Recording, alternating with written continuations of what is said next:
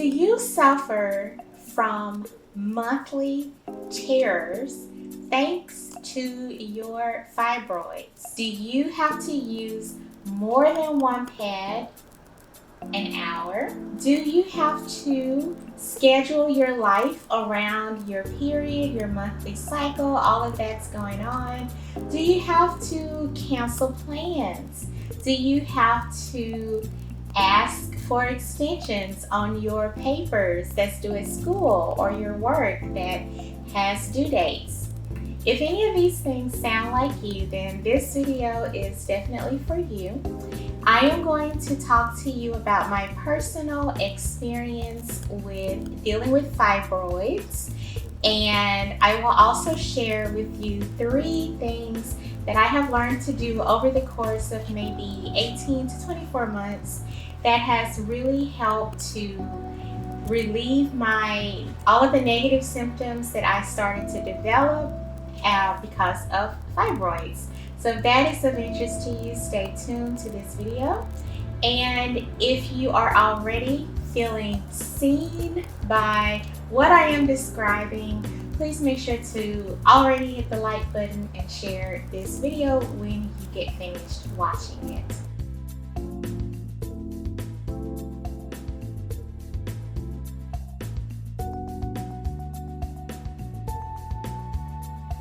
So the first thing that I'll share with you is just a little bit about my personal experience with heavy bleeding during my menstrual cycle thanks to fibroids. So I started to have a change in my menstrual cycle about 2 years ago. I went to the doctor because I noticed that the timing of it started to become off. So I was very lucky up until like my mid-30s basically. I'm late 30s now, but I was really lucky up until then to have a really uneventful and very normal period. I kind of had like a textbook period that came the same time each month. I could actually set like the calendar to my period. That's how regular it was. I never had any issues with extreme pain, bleeding, PMS, any of that. I really hit the jackpot when it comes to my period experience until about 2 years ago. At this point, almost 3 years ago. Around that time, my period started to not be regular, so it started to not come at the same time each month.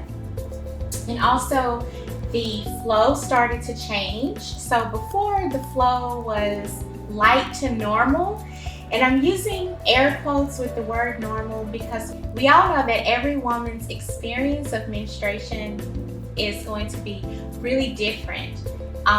So for me, I'm going to say normal is I was using maybe 3 pads per day, maybe 3 or 4 per day, or the equivalent in a tampon. And my period would last maybe about 4 days, with the heaviest days being the first and the second day, and then the lighter days being the third and the fourth day. Fast forward until about 2019, if I'm not mistaken, I started to get really heavy periods. 2019. In 2019, I started to get really heavy periods. And the first time it happened to me, I had no idea what was going on. I thought something really awful and major was happening, which I guess looking back it was. And I had a period that was so heavy, and I had lots of like blood clots and like so much bleeding. Actually, the first really crazy period I had, I actually lost 4 pounds. 4 pounds in one day. Because I lost so much blood. I was very weak. It took me weeks to become like normal again, feel normal again, to be able to work out again, to feel to not feel lightheaded when I stood up. I lost a lot of blood. I was very, very bad off. I was terrified. I was living alone. I had no idea what was happening to my body. And when I went to the doctor, well, during that time was when COVID had kind of shut things down. So that's why I know it was 2020.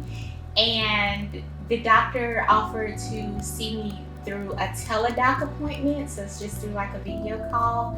And she asked me questions, and she just seemed very like not concerned enough, in my opinion. I have since changed doctors, and I think I'll make another video about that.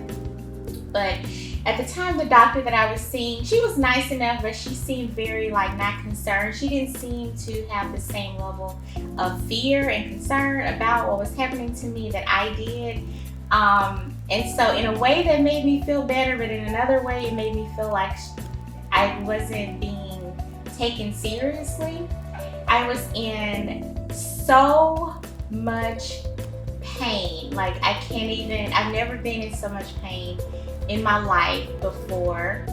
I don't have children, so I've never given birth, I'll say, because people can have kids without giving birth to them. But I was in so much pain. I didn't know what was going on with my body. I was confused. I was afraid. I was just lying on the floor, bleeding. There was blood everywhere in my apartment. It was crazy. Okay. So after that happened to me, I started to do some of my own research. I actually went to the library before this happened, so before COVID times, because my period had started to get weird. I had not experienced a really heavy period like the one that I described just now, but I was looking for a way to naturally get my hormones in my period kind of at least a little bit more normal. So before this crazy period happened, I started to read a book, and I will put a picture of the book on screen right now. I started to read this book, and this book gave me a lot of information about how hormones and your hormones fluctuating no matter the time of your life, because like I said, at the time it started, I was mid-30s, now I'm late 30s. But for some women, it starts later. For some women, it might start earlier. According to the doctors, these like new hormonal differences started a little early for me, but that doesn't really mean anything. They start happening to you whenever they start happening to you. So I started to read the book to learn more, but I didn't take a lot of action on what the book told me about what was going on with my body until I had this crazy period. So after this period, I remembered that I had this book. I went back to the book and I started to research some of the natural things that I could do to help kind of get this under control, because I did not want to have to go through like all of this heavy bleeding. Especially the bleeding makes you feel awful. If you've experienced this, you already know, I don't have to tell you. The bleeding will make you feel exhausted for weeks after your period ends. And then of course, what happens weeks later? You start the cycle all over again. So you're just living in misery and having to reschedule things. And it's just a mess, okay? So I didn't want to live through it that way. And I know a lot of you probably don't either. So I consulted this book and I started to look at some of the herbal remedies that the book suggests. And I'll tell you about the two that I have tried just here in a moment. But the book I really highly recommend this book. It's a little old, but don't let the publication date fool you. This book really definitely changed my life and really helped me to get at least a baseline understanding of what was going on with my body, why I was bleeding so much, how the hormones affect my fibroids, and all of that. So speaking of the fibroids, in addition to doing my own research, I also consulted with the doctor. So after I stopped bleeding because, as you probably know, if you're having a really heavy period, it's not really the best time to go to the gynecologist for an exam because it's very difficult for them to see, what's going on with your body, especially if you're bleeding a lot, right? So that's the way the doctor explained it to me. If that's not correct, then I'm incorrect based on what the doctor told me. So I also went to the doctor and I had an ultrasound done on my body, on my ovaries, to see what was going on.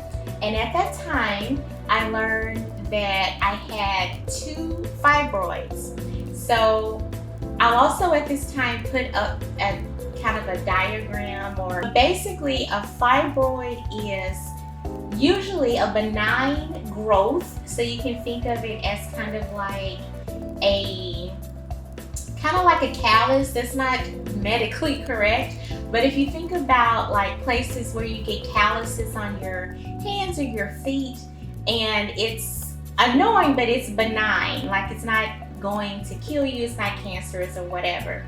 So a fibroid is a benign growth that grows on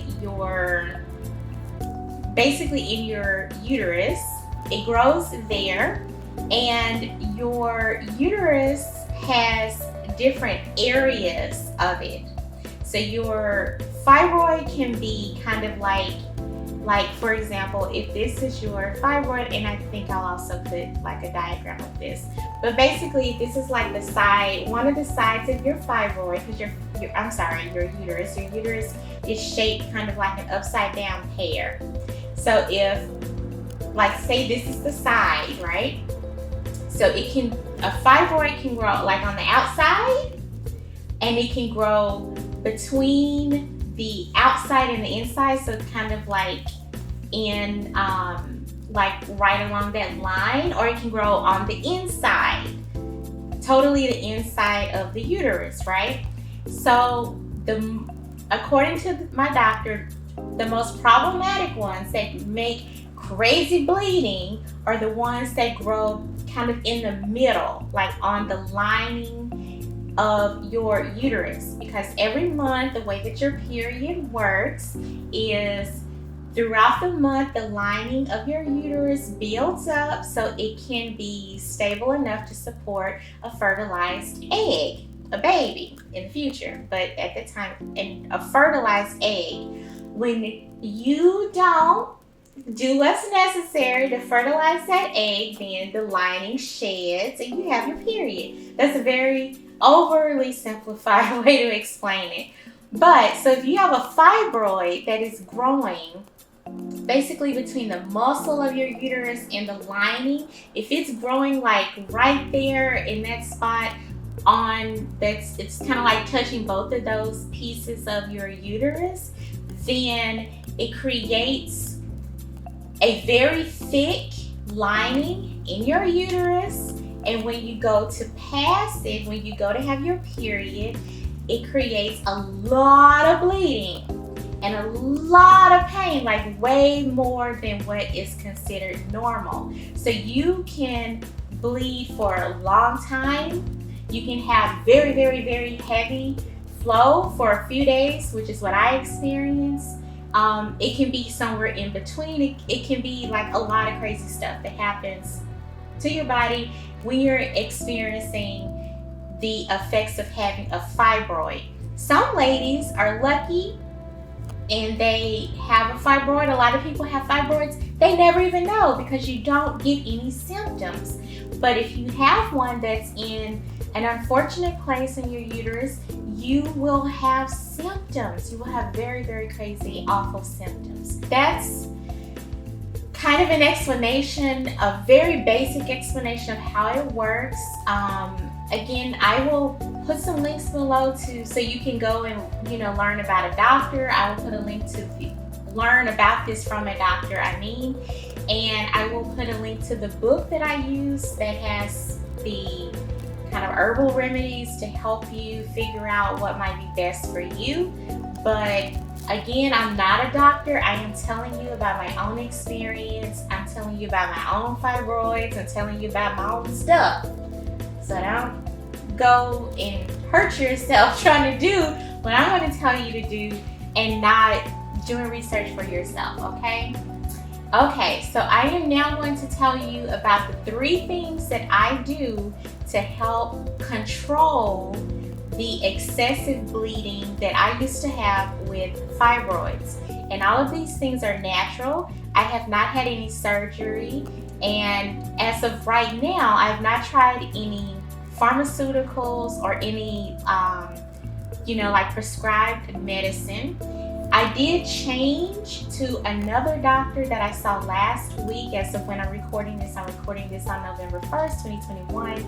I did see another doctor last week. I was able to go back to the doctor I'd gone to for years, and because I got new insurance.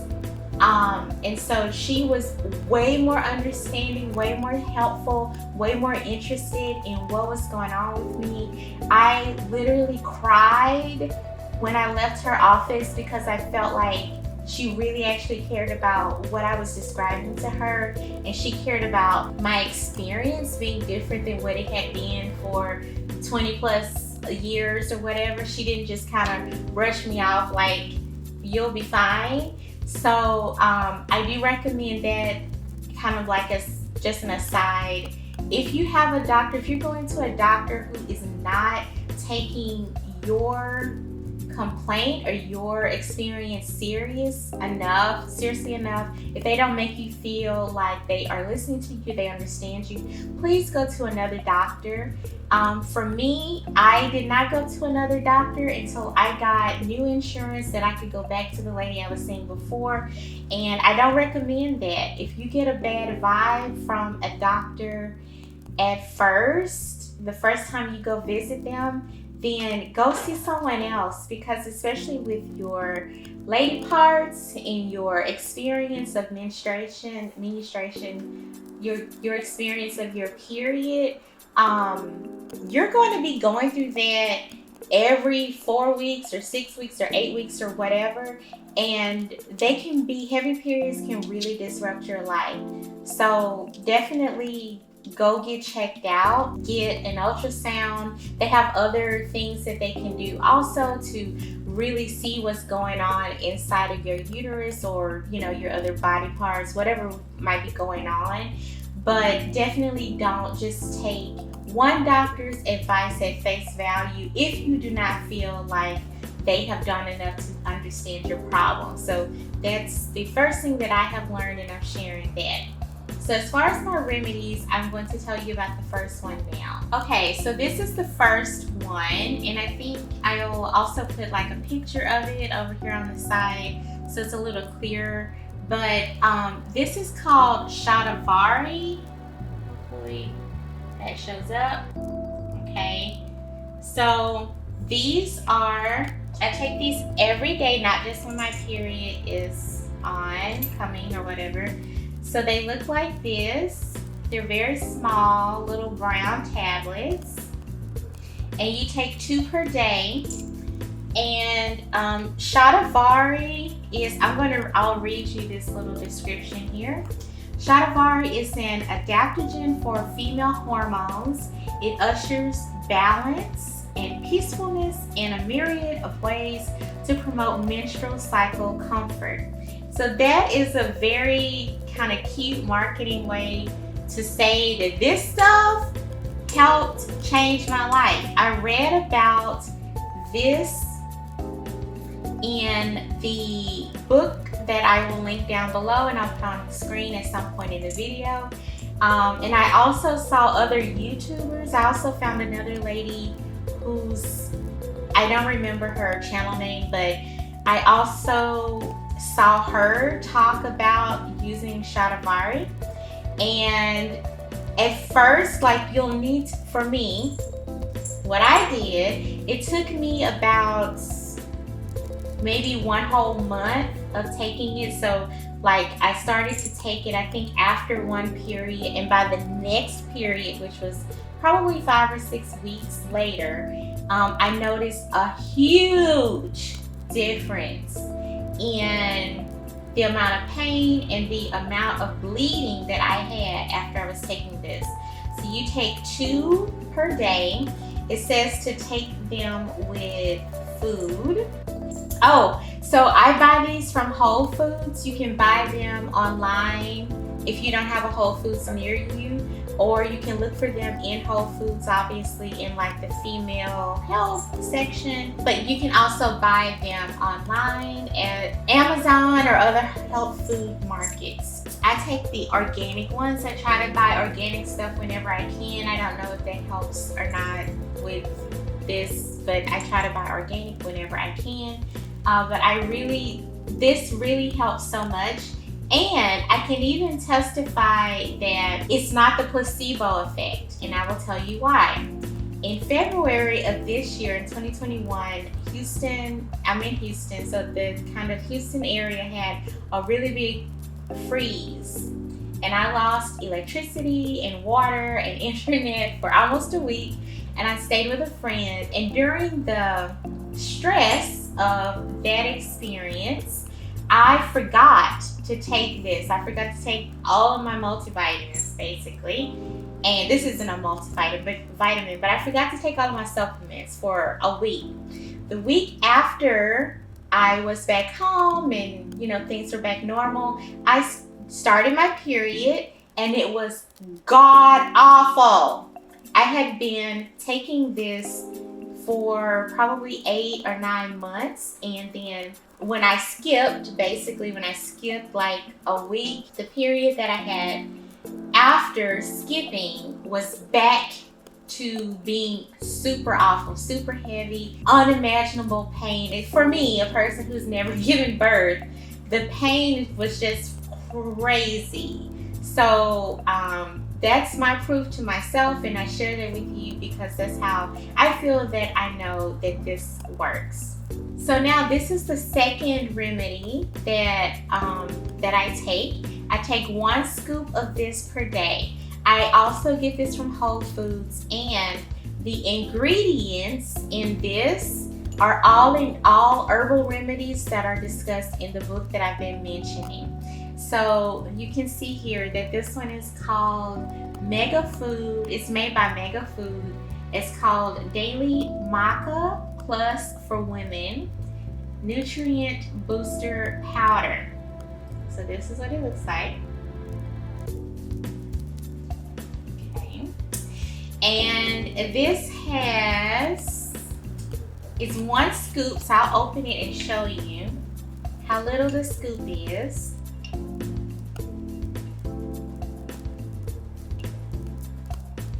This is a tiny little scoop, and this is what the powder looks like. Hopefully you can see that. So I take 1 of these scoops and I have it in water every morning.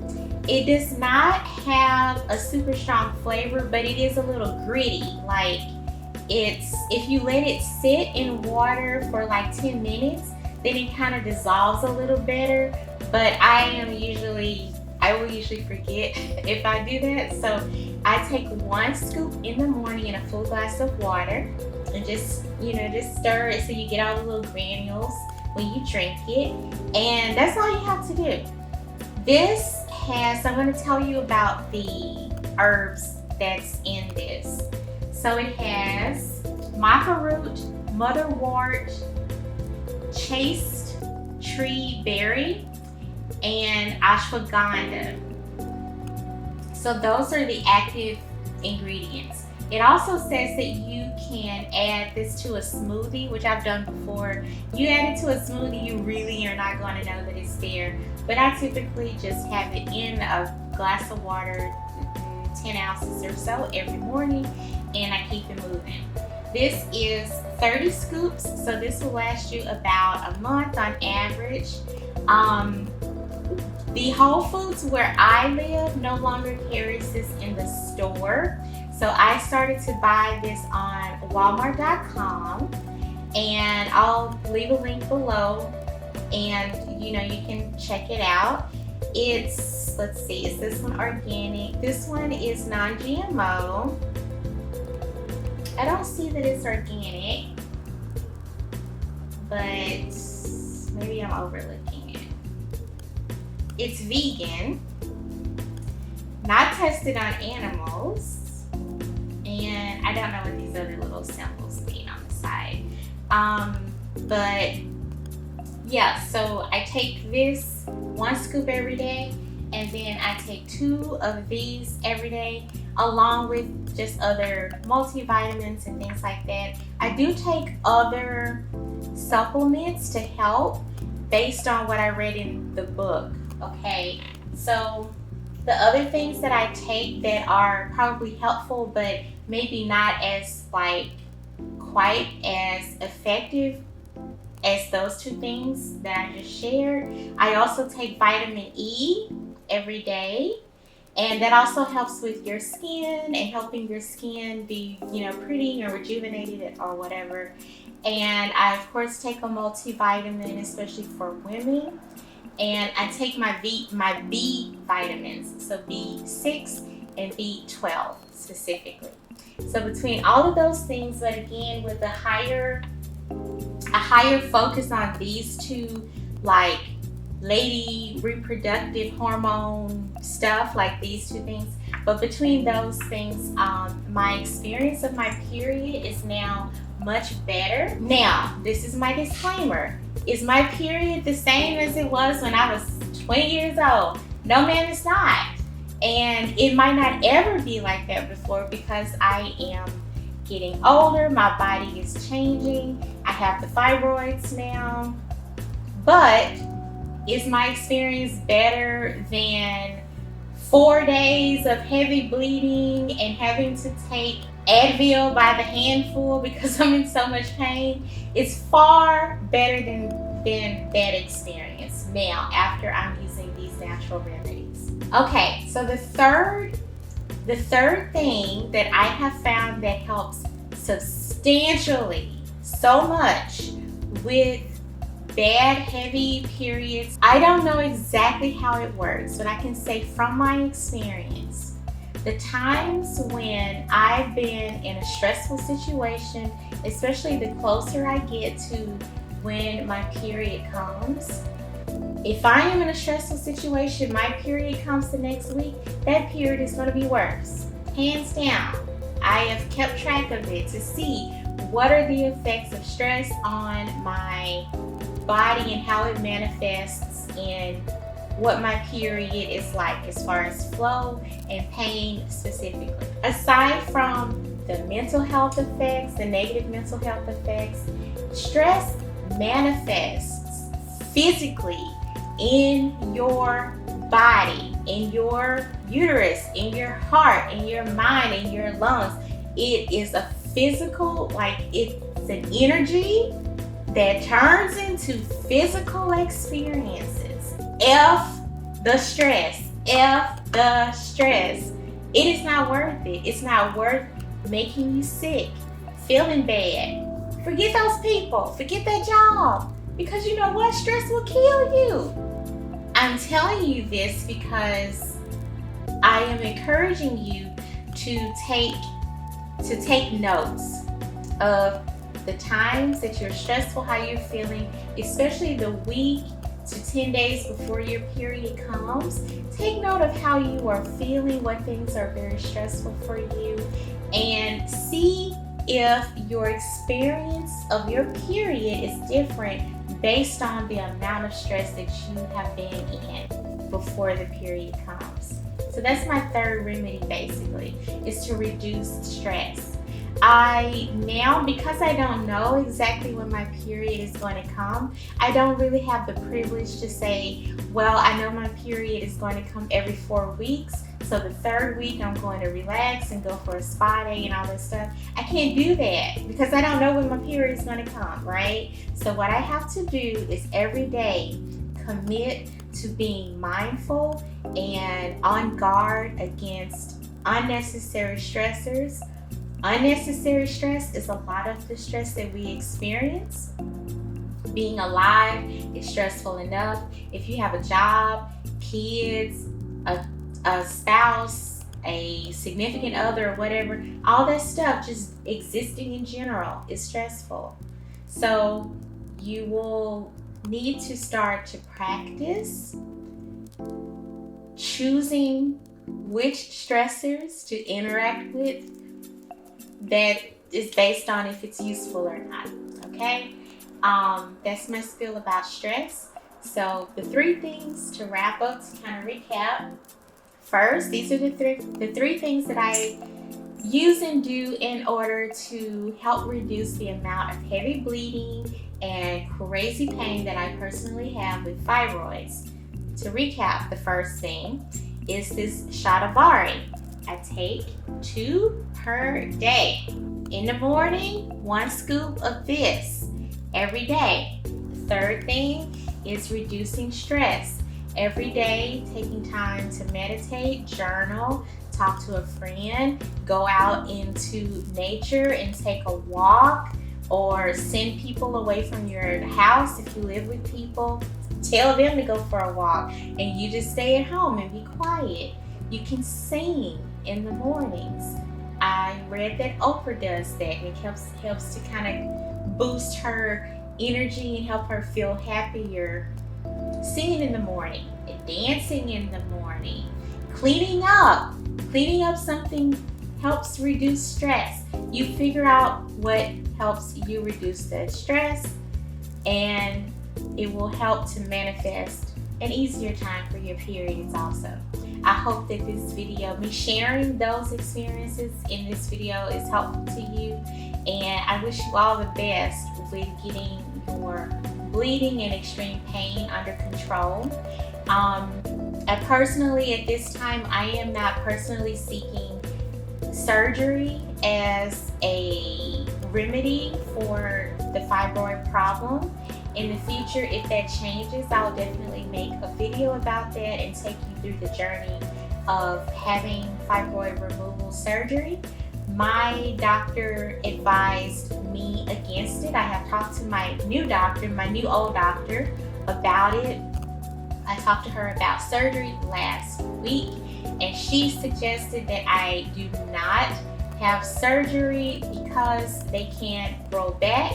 And even though my body and my hormones are starting to change because of my age and my genetics, because this issue with having changing hormones earlier in life is a genetic issue for me. So she said that based on my genetic profile and my age and not knowing how much longer I will be in kind of like the reproductive years, she suggested that I don't have surgery at this time, and I'll go back in about 6 months and talk to her about it again. But as of the recording of this video, I am not planning to have surgery. I am planning to continue to use the herbal remedies that I have told you about. I am planning to continue to work on stress reduction, and also planning to continue to do more research so I can share with you guys about how to handle this. I don't feel like there's enough talking about fibroids. So many women have them. Black women have them, I think, at a higher rate than other races of women. But I personally have a white friend and a Latina friend who have both had surgery based on having fibroids, okay? So don't think because you're white or you're Asian or you're Latina or whatever that you can't have fibroids, that it's just a black girl problem. It's not. I'm just here to tell you, okay? So I hope this video was helpful. Hopefully you made it to the end. If you did, thank you so much for watching. In the comments below, please share. Please don't be ashamed. This is very uncomfortable for me to talk about, but if you have some of your own stories about dealing with heavy bleeding thanks to fibroids, or the pain, what you do to make it better, whatever you can share with another woman who's going through this, leave a comment down below. If you have questions you want to ask me, I will answer them. Even if you're watching this in like 2024, leave your comment. I will answer. I will try to help you, because this sucks. Going through this, not knowing what's going on, suck balls. So thank you for watching, and I'll see you in the next video. This is the Loved and Listened to channel, please like, share, comment, and subscribe. I'll see you in the next video. Take care. Namaste.